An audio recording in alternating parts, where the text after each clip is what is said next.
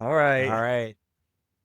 Are you ready to start on the defensive side? Because I don't know if I am. People get really Edge passionate about this stuff, man. edge me, bro. Let's And go. it's okay. All right. All right. Well, let's go ahead and jump over to the defensive side of the ball, where we're going to rank this in corners. Going to be the most contentious for everyone, but this in the quarterback list, this is it right here. Edge rushers. Do you have a rookie on your corner list? Do you have the on your corner list? I do not. All right, perfect. Edges. Okay. Did I miss someone? I was just wondering if you ranked Travis Hunter.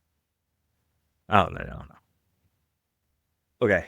There's a question about back and forth and where he's going to play more snaps and whatnot. So didn't want to put that one out there. Edge rushers, man. Yeah, there's definitely going to be honorable mentions for this one. I still only have 2. There could be 20 for this one. I have a Mr. Josh Hines Allen as an honorable mention. And then a Mr. Daniil Hunter as an honorable mention. Let's go. I don't think you got my number 10, but that's fine. Okay. Give me your number 10. Brian Burns. Oh, I do not have Brian Burns ranked at all. Oh, man. Who's your 10? Who's your 10? Brian Burns is just super insignificant to me. Oh, okay. I think getting okay, go ahead. Guess why? I have no idea. Because he plays for New York. But now that's going to fly in the face when we get to the defensive tackle rankings. That is, but what? Absolutely. I think that when it comes to Burns, with adding an Abdul Carter there on the line as well, obviously, that interior defensive lineman that's out there, lets him be freed up a little bit more and be able to run around a little bit more. So, yeah, I think he's going to be productive enough to sit inside that top 10 for me this year. 10. Who's 10 for you? I have a question. Okay. You don't think Abdul Carter is an edge? Yeah. I said he's an edge. Who did you just say? Interior defensive lineman. And the interior defensive lineman that's out there. Oh, okay. I thought you were trying to say that Abdul Carter is going to play interior defensive lineman. I was going to say, bro. Ooh, that's a stand-up edge rusher. Okay. So I don't think Brian Burns can be ranked at the top 10 as edge rushers because he plays for the New York Giants. I think that Abdul Carter is my number 10 because he plays for the New York Giants. Simply put, Abdul Carter is going to have a better season than Brian Burns. I'm putting it down now. So Abdul's my number 10. You've done this a couple times in the podcast of subvert expectations. That's funny that we both have Giants at number 10. I mean, yeah, damn, that's funny. Carter's incredibly talented. For me, the draft grade wise, got a really high grade. I thought he got drafted roughly around where he should. He's that type of player. He's not like former certain other Penn State edge rushers, but he's incredibly talented. He wears 11 for a reason in Penn State. So I don't have any other Penn State edge rushers on my. Stop. Jesus. All right, number 9. This one was kind of I threw it in there. I'm ready for a rookie defensive lineman to just be like that guy. You know what I mean? Like, I want a guy. I like week 7. We're like up rookie defensive player of the year. Done. You know what I mean? Yeah. So your number 10 was Brian Burns. Mine was Abdul Carter. Number 9. I think this player is much better than this number, but I'm not sure with his contract situation and what's going on right now, if he's going to miss games to start the season, if he's going to be ready to start the season. So I'm going to go at number 9, Trey Hendrickson. Okay. Cool. I'm not that far off from you. I'm pretty close. For me, at number 9, I put a guy on who kind of is young and he flashes at all different types of points in the game, in the run game and in the pass. And he has a lot of help out there on that defensive line. I'm just mean like pass rush and in the run game. and has a lot of help on that defensive line. So I think he's going to be able to get himself inside that top 9 potentially. And that's the former defensive rookie of the year, Jared Verse. I was like, you're putting a whole lot of sauce on this enchilada, dog. Like, if it's not just easy to say, then you're reaching. I like Verse at 9. Talented. He showed what he could do last year. And like I said, with him being able to affect all facets of the game, I think that it is able to allow him to kind of barely scratch that top 10. And with the help that's out there, he's not going to be receiving a lot of double teams and that sort of thing, a lot of helps or chips. There's too much to worry about on the Rams defensive line to focus on one particular guy. So I think his numbers are definitely going to flash, especially at the beginning of the year. I think it's funny how you're so high. Like, we have interesting view sets on our division rivals. Like, my thoughts on the Commanders and the Eagles, and then your thoughts on like the Rams and things like that. It's always interesting. So Jared versus 9, that's certainly a decision. Who you got at number 8? Trey Hendrickson. Oh, wow. Yeah. So he's right there. Obviously, sack leader last year. There are some questions about the contract stuff. I just think that the guys in front of him are pretty solidified as the best pass rushers in the league, outside of one guy who I think is going to make that leap inside of that arena. You got a wild card in the top 7. The top 6, yeah. I think he's going to make the leap. I think it's time for him to make the leap, and I think there's no better time than this year. So, but Hendrickson, like I said, at the 8th spot, super talented. Bengals, you should not feel bad about having this guy here. So, New York Giants at 10. I got Hendrickson at 9. You got him at 8. Yep. You put Jared Verse in the top 10. I put Jared Verse in the top 8. I got Jared Verse at number 8. Oh man, dude, that's funny. I'm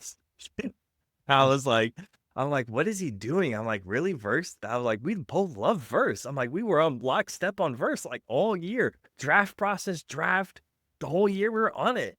I'm like, really? I'm like, damn. You got me. That's why those don't count as wins, because I feel like some of the big hitters that like you've had, like you and me, there hasn't been very many that you're like, this is the guy, and I'm like, no, it's not. You know, like when it comes to the draft, we're pretty lockstep on a lot of this stuff, except for mostly the quarterbacks and some guy named Edgerrin Cooper. But I digress. Who you got at number 7? I have Maxx Crosby at number 7. That's disrespectful. I don't think it's super disrespectful. Every single fan that hears each guy's name, except the guy that's at number 1, is going to be unhappy. The guy who has it 2, I have it 2, they're going to want it 1. The guy I have it 3, they're going to be like, no, he's 1. I have it 4, they're like, no, he's 1. Every single guy, 1 through 7, except for number 6, who I think is going to take the step into this top 7 area. Because he should. That's what he got drafted for. I think every single guy. Okay. I have Maxx Crosby at 5. Okay. I don't want to give you my number 6 because I'm wondering if it's this. I'm sorry. I don't want to give you my number 7 because I wonder if it's the same as your number 6. So we both have wild cards here. I don't know if it's going to be the same player. I have a wild card in the top 7. You have a wild card in the top 6. Who is your wild card? Are they a playoff team? Last year or this year? Are we predicting them to be a playoff team? I am. This is your dog's team. Okay, well, Will Anderson is my number 6. Let's get come on, bro. Will Anderson, CJ Stroud. I think they're gonna have a huge year, man. Yep.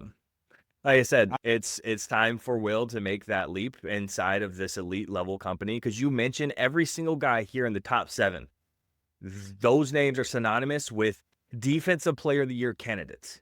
Year after year since they've come into the league, that's what they've been drafted for.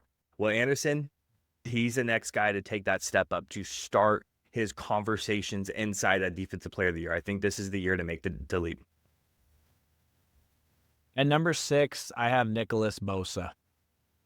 Okay. He's unranked for me.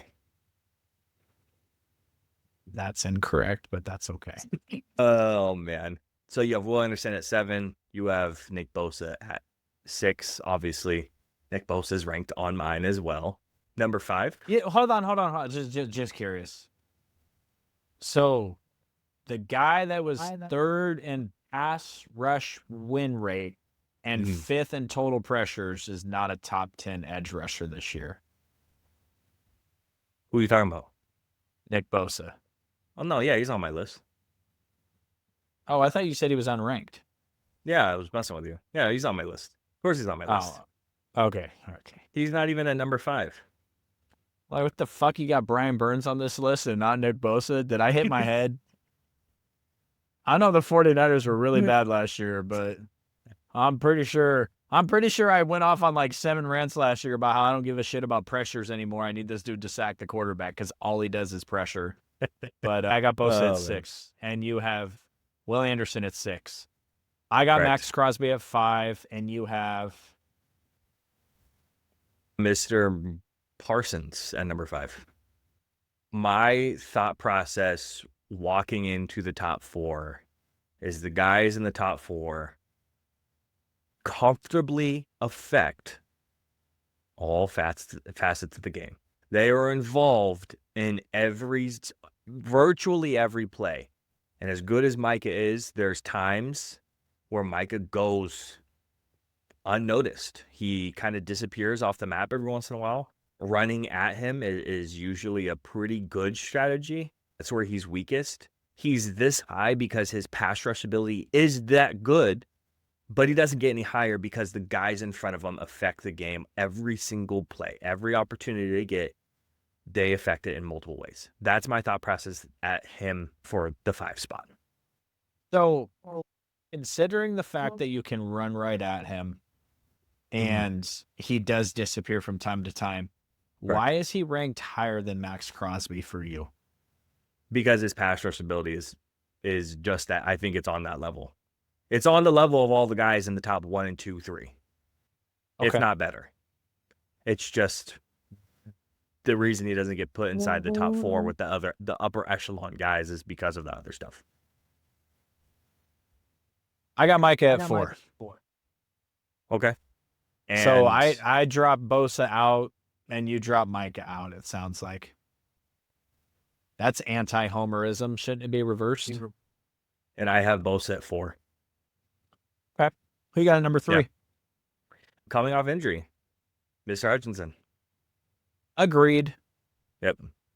And number 2 is a Mr. Watt. Agreed. And number 1 is the guy who just got a massive fucking contract in Myles Garrett. Best number 1 pick in decades. As decisive as this position is, the only thing that we had difference was you have one teammate on a team doing better than the other teammate. Which has surprised me. I thought we were going to be closer to all over the place. But like I said, the fan base for these guys, the Raiders, they're going to hate Crosby at 7. They're going to think he's closer to 1. TJ Watt, their Steelers fans go crazy over Watt. They're going to think he's 1. Aidan, 1. Nick, 1. Micah, 1. Like, these guys are going to pound the table for their edge rushers hard. That's cool. That's fine. I just think that it's a pretty solidified thing that Myles Garrett's the best pass rusher in the league. TJ Watt is number 2, and it can change from week to week and play to play. But I think by the time we get to the end of the season, it's all said and done. That's the rankings. And as long as Hutchinson comes back healthy and he's good to go and he plays like he's been playing, the three's the basement level for me. I think he's Defensive Player of the Year caliber. He was last year. He was Defensive Player of the Year until he got hurt. You know how every year there's that argument about a player is the Defensive Player of the Year and he has to fall short before he wins it? It happened with TJ Watt. It happened with Nick Bosa. I think that's the year that Will Anderson has this year. Like, I think there will be people screaming for him to win the award and he just won't. But that's going to be, because the thing is like Aidan Hutchinson, in my opinion, doesn't have to be the best edge rusher this year to win the award. If he's anything in like the top 3 or 4 or 5, I think they give it to him. Because coming off the injury that he did the season he had last year would be all the more impressive. And 100%. the only real wild card on this whole thing is I really struggled. I wish I could have found a way to put Greg Rousseau in there somewhere. I'm with you a little bit there too. Yep. If we had just been talked about like another player that I think could be like top 8, but it's like, could he really do this again at his age? Is Khalil Mack. Because Khalil Mack was so good last year. It was unbelievable for his age. And it's just like, could he really do that again? So it's just these edge rusher rankings are kind of like all over the place, which is funny considering we nailed them 1 through 10.5, basically. Yeah, I was surprised. No, absolutely. And like I said, when we were talking about the honorable mentions, I have 2. It could be 20 honorable mentions. That's how, I mean, the pass rushers are good in the league right now. They're incredible. Same thing with wide receivers. The wide receivers are incredible. You could mention 20, 25 honorable mentions for guys that could potentially be in the top 10 at the end of the year. Same thing with edge rushers. I just think it's that quality of player in the league right now. Edge rushers just right there. Like I said, any one of those top 7 guys solidified Defensive Player of the Year candidates.